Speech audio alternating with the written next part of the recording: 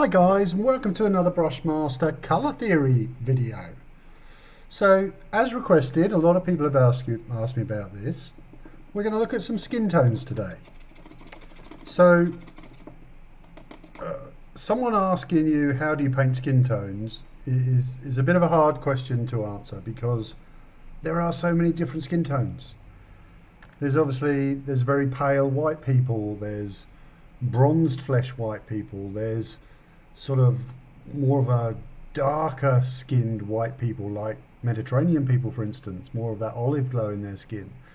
Then we have Indian people, Asian people who've got slightly different colours in their skin, and then we move right up to Africans and African Americans who are very dark skinned. So trying to lump flesh colours and skin colours into one thing is very, very difficult. But what I'm going to do today, we'll probably stretch this out over 2 videos because the last one got a bit long when I was doing green. So we're going to do more what we call Caucasian or paler flesh tones today, or skin tones. So I'm going to start this off very much in the same way as I started the other videos. And thanks to the person who left the comment saying that we can call this our mother tone.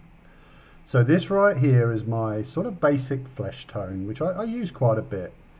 And this is a mix of, I have mahogany brown, I have light rust, which is a very nice light orangey colour, and this is basic flesh tone, which is very pale indeed. But also on the palette here, we've got Ducat blue, deep green, blood red, Amethyst blue, of course. We have got burnt red, pale yellow. We have Bugman's glow from Citadel. This one here is saddle brown, and this one is sunny skin tone. So, what do we know? How do we go about adding colour to skin? What do we do to make it look more vibrant, rather than just, if we just add basic flesh tone, sunny skin tone, whatever, they're fine. We're going to get some nice tones, but what can we do to make these more interesting? So the first thing we're going to look at is when we do a highlight colour. Okay, so if we've got that as our basic flesh tone, I'm going to take a little bit of this to the side. And now let's have a look at this colour. It's sort of a orange. It's got yellow in it. It's more of an orangey tone at the moment.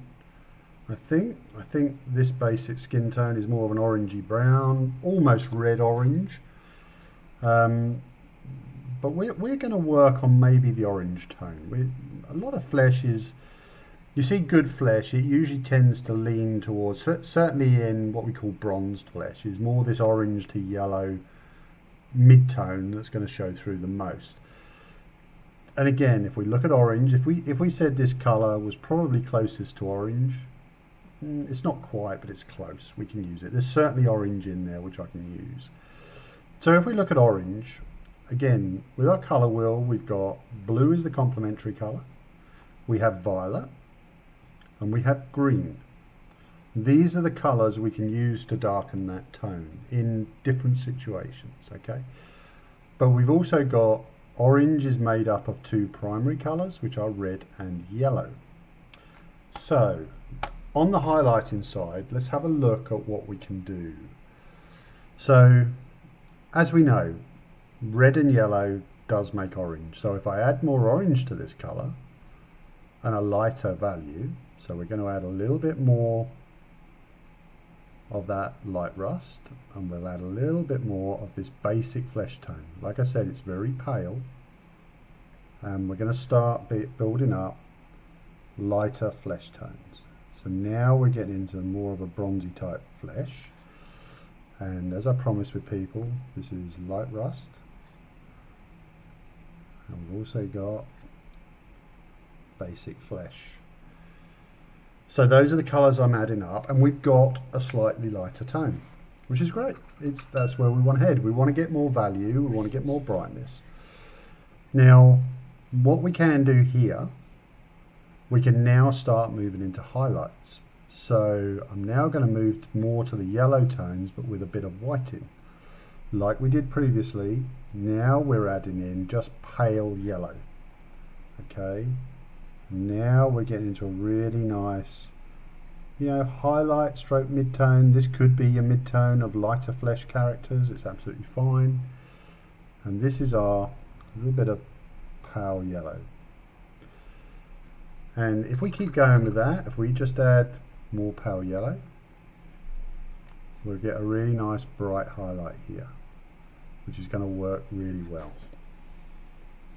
So we're getting colours now which are more yellowy, but they're going to look really nice on a Caucasian skin tone. And if we went further, we could add just white. So let's get a little bit of white. And again, this is just pale yellow.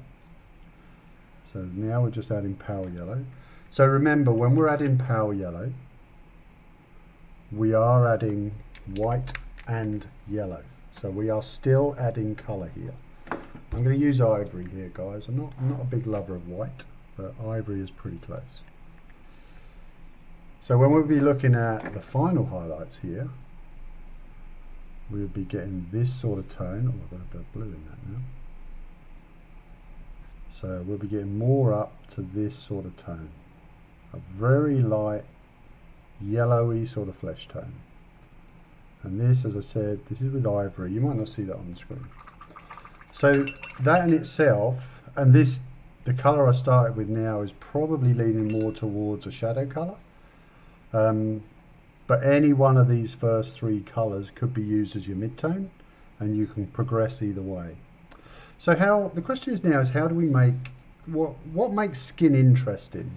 Most skin tones, the midtone and highlights, are usually fairly similar. They're going to go towards that orangey yellow scale. That's what we see most common. So that's going to work really well. But what can we do now? So if we've got a miniature that is in a certain light, maybe one side of this miniature is more in shadow than the other side, situations like that, how can we push those shadows? What can we do to make those shadows interesting? So with these colours I got here, there's three basic ways. All right, and we'll do what I would call is the standard way, which most people are going to do, and that is by going down a red path. So if we start adding reds to this now we're going to start getting more reddish pinky tones. Okay, which is in itself is really nice for a shadow. It moves that colour into a nice warm shadowy place. It's very nice and warm, and you know, on a miniature that's you're painting standing out in bright sunlight, this works lovely. So we're getting into red tones here. Burnt red is quite a sort of brownish red, but it's got enough red in it that it can make it interesting. So we're just adding burnt red here. And our final shadow could be just that burnt red on its own, which is very dark, and we could use it in very limited proportions to add very deep shadows. Okay, so right there we've got a really nice, a really good skin progression, and we're using the colour wheel again. We know these colours are going to work, but we're not purely limited to that. So there's different situations with every skin tone. Now, like I said, with a skin tone being an orangey tone, we do have options. We've just gone down the red path and the yellow path. For highlighting, we very much push between an orangey yellow and a yellow. With shadows, we've gone for this more down this red path, which works absolutely lovely. There's nothing wrong with that. But what if we want to make something a little bit more interesting? So one of the colours on there that we can use is the complement of this orangey tone, which would be a blue. Now, I've deliberately not picked a darker blue here. I want a lighter blue because I want this to be more subtle. But if we start adding blues in, we start getting now into the more grayer tones. and we'll start moving into tones that are shadow tones, are adding a different aspect of interest. And these tones can also be added in to do things like a 12 o'clock shadow, stubble on a miniature. You can use these colours to push that. And as we add more blue,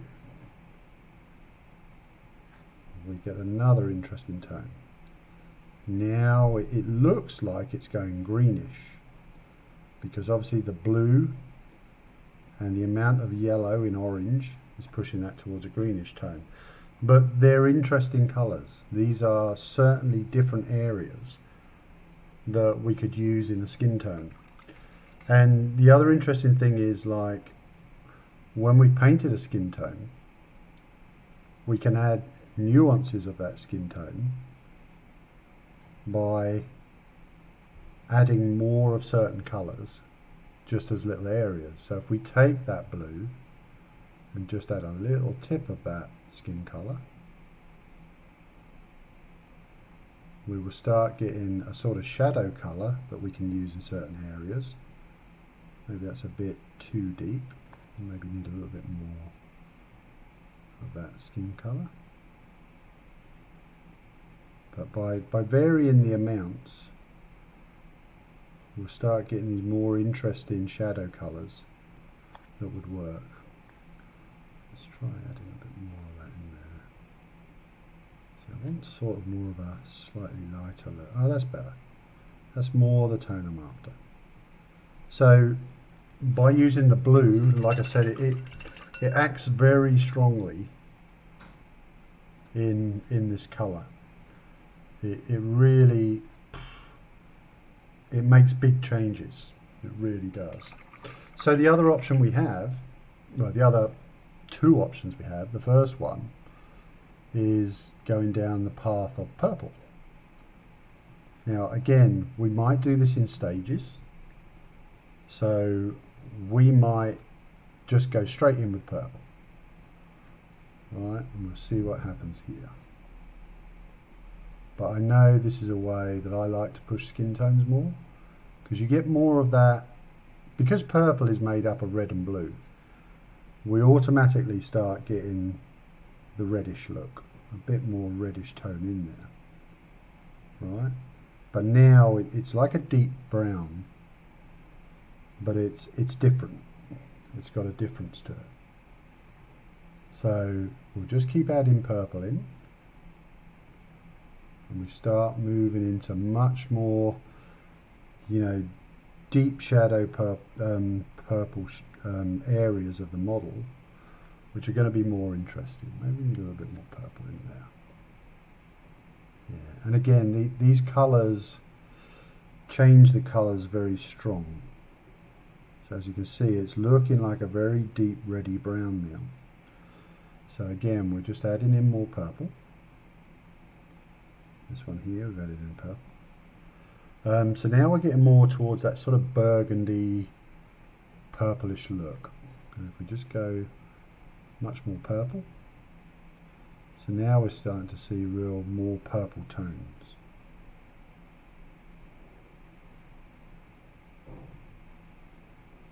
So these colours are really lovely, beautiful colours. Again, we're adding purple in. And we would even say, like in the very deepest, smallest shadows, we would push right to this purple colour as the shadow colour. Okay, so we've got a nice skin tone. Any of these colours, by the way, we can add in with lighter colours for our highlights. We can do that anytime we like. So if we want to change skin tones, we always can. So now let's have a look, see what happens when we start adding in green. So this is the other colour on our colour wheel that we know is one of the complementary colours. So if we take green, we start getting these more desaturated type of colours. So again, in here we're getting a greyish greeny brown colour, and in itself, mixed with the shadow colour, it's going to work very nicely.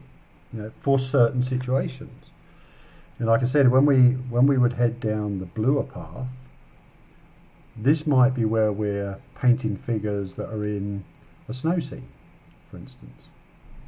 We can make the shadows colder. We can add, blues into the higher values to make it look colder. And again, we're just adding these tones in now with our skin tone to get more of a greeny feel. And that's the sort of thing I would do. See, there's situations here, and I can tell you exactly where I'd sort of use these. Like when I would push it down the blue path, adding blues is exactly like I said. It will be in cold environments, in a snowy scene. I'm sorry, space wolves. You notice their colours are bluey greys, and their skin would reflect some of that blue as well because of the cold environment. When I'd head down the red path, is more like I said, out in the open air. I want skin to look vibrant, almost sunburnt in places, but reddish tones. When I go down this purple path, I imagine this more in very deep shadows of a character that might be in a dungeon perhaps, or a night scene. You imagine a character that's standing out in the middle of the night. It's just the moonlight, and I feel like it's going to push those shadows towards these violet tones. And when we start getting to the green tones, this is what I imagine more we'd be using if we were in a forest setting. We were in an environment that had lots of trees, lots of grass, things like that. That would push things towards the environment of being very green around the character. Okay, so that's one very basic skin tone and the colours we can use around it. And all these tones, you can mix and match them, you can do whatever you like with them, but there's certainly a good scope for experimenting with these different paths of shadows, certainly. Now, if we go the other way, say we're painting that character in an ice scene. So we're going to start from our mother colour here, and we're going to see what we can do just to get that highlighted. So we're going to add our pale yellow, going to get it up quite high value, and we'll add a little touch of our blue. Alright, so this is where I said you've got to be careful with the values. We want the values to be higher, but we can now start heading into that's too dark. We need to add much more basic skin tone to that.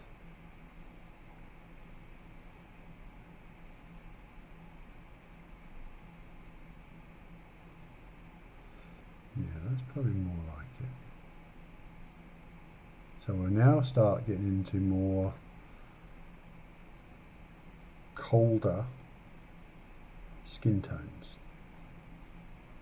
And we can start adding these colours in, knowing that we are definitely pushing it towards much colder values. And we can add many of these different colours, so we'll add a little bit more blue to that, and we'll add some more of that pale yellow. And we're starting to get into flesh tones, but they're different. These are now what I'd be calling more, these are colder flesh tones. We're really starting to push with more colourful flesh tones that are going to push us in a certain direction. So we're definitely getting colder and colder. So this time we'll add a little bit of pale yellow and we'll add a little bit of our ivory. Alright. So again, these colours are very much, they're greying. Obviously we're adding more and more white, but we're getting definitely colder skin tones here. And this, like I said, variations, some of these are too dark because it's hard to get the colour ratios right sometimes. But these could be certainly used more if we were painting, say, vampire flesh, we could certainly go down this path for something like that, because there's a blue in there. It's going grey and very cold. Now we're getting into our final highlight colours. And again, they're higher in value, most certainly. But they're much different. They're colder. So when we want the highlights, when we're adding up colours for highlights, they need to be higher in value. That's the first thing. You know, it's no good putting a highlight on that's the same value as the previous colour. But when we're doing that, we can add different nuances of colour in with them to try and make them more interesting. Now, what about colours out the bowl? Okay, so just a quick one here. So we've got a colour. I've got a colour here, which is Bugman's Glow from Games Workshop, which is a really nice colour. I really like it, actually.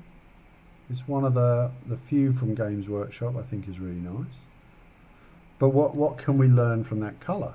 Well, it would fall somewhere around here. It's not too far off, a bit more brownish maybe than our shadow colour where we was adding the reds. So if we want to highlight that, you know, it looks very pinky on the palette. That's one thing. So we can go down the same path. So we can add an orange to that. We can add a little touch of white. Maybe a little bit of sunny skin tone. And we're now getting a really nice sort of skin colour here. There we go. So again, we're using our properties from the colour wheel. We're using orange. We're using yellow, which is certainly there's yellowy orange in sunny skin tone, but we're getting a nice interesting colour.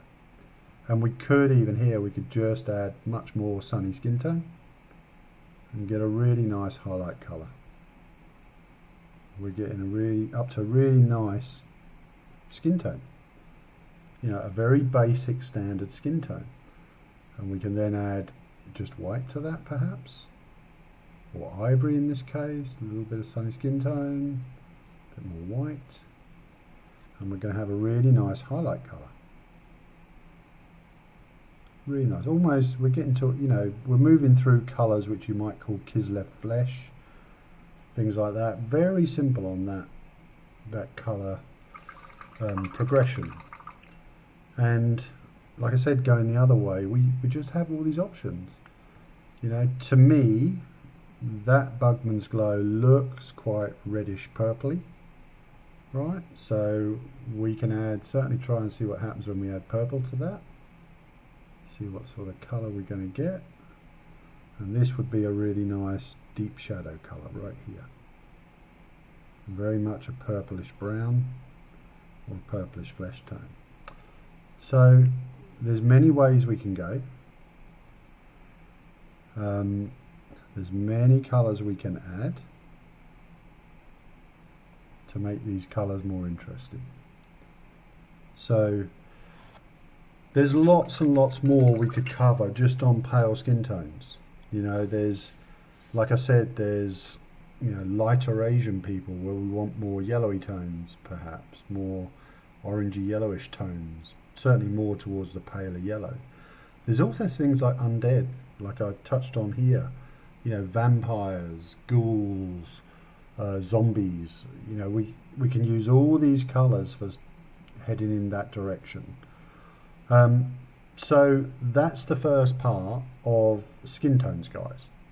I know this is a very basic overview, and like I said, skin tones are an enormous area of exploration that you can do so much with. But what I would say is, I always, whenever I'm doing a skin tone, I mix my mid-tone first. I always mix this middle colour, which is the colour I want to show most. That's what I want to represent on the figure the most. And then it's a case of, you know, you can look at your colour wheel, and if you say, well, this is more orangey, I know these colours are all going to work. If I said I'm heading more to yellow tones, like a more of a paler Caucasian, then you have these other choices. these choices are going to work for you then.